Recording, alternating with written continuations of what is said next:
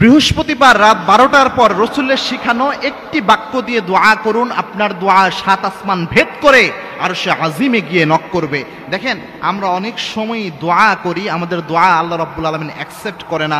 বৃহস্পতিবার রাত যেটা, অর্থাৎ শুক্রবার যে এসে গেছে, এই রাতটা যেটা, এই রাতে যদি আপনি দোয়া করতে পারেন আল্লাহর কাছে, আপনার এই দোয়া, এই একটি বাক্যের দোয়া 7 আসমান ভেদ করে আরশে আজিমে গিয়ে নক করবে। 100% আপনার দোয়া কবুল হয়ে যাবে।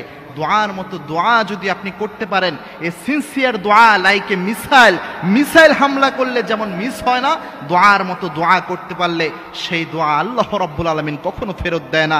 এই যে বর্ণনাটা, এই বাক্যটা আল্লাহর হাবিব সাল্লাল্লাহু আলাইহি সাল্লাম নিজে শিখিয়ে দিয়েছেন। তিরমিজি শরীফের হাদিস এটি। আনাস রাদিয়াল্লাহু তাআলা আনহু এই হাদিস বর্ণনা করেছেন। আনাস রাদিয়াল্লাহু তাআলা আনহু বলেন, এক লোক একদিন আল্লাহর হাবিব সাল্লাল্লাহু আলাইহি সাল্লামের পাশে বসে দোয়া করছিলেন, বিশ্বনবী এবং আমি বসা। আল্লাহর হাবিব সাল্লাল্লাহু আলাইহি সাল্লাম বলেন, আনাস, এই লোক দেখো দোয়া করছে।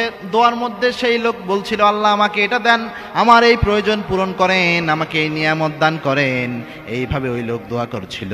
আল্লাহর হাবিব সাল্লাল্লাহু আলাইহি সাল্লাম বলেন, আনাস, এই লোক যে দোয়া করছে, আল্লাহ রাব্বুল আলামিন এই দোয়া কখনো খালি হাতে ফেরত দেবে না, কারণ এই ব্যক্তি দোয়া করার সময় এই একটি বাক্যের দোয়া এই ব্যক্তি করেছে। 3টি শব্দ দিয়ে একটি বাক্যের দোয়া করেছে। সে শব্দটা হচ্ছে ইয়া হাইয়ুন ইয়া কাইয়ুম ইয়া জাল জালালি ওয়াল ইকরাম। এই একটি বাক্য পরে সেই ব্যক্তি দোয়া করেছিল, যার কারণে আল্লাহ রাব্বুল আলামিন তার দোয়া কবুল করে নিয়েছে। দেখেন, সপ্তাহের যে দিনগুলো রয়েছে, এই দিনগুলোর মধ্যে অন্যতম প্রেস্টিজিয়াস একটা দিন হচ্ছে জুমার দিন। এবং কি আল্লাহ রাব্বুল আলামিন এই দিনে যত মানুষকে ক্ষমা করেন, যত মানুষের দোয়া কবুল করেন, অন্য কোনো দিনে এত বেশি আল্লাহ দোয়া কবুল করে না।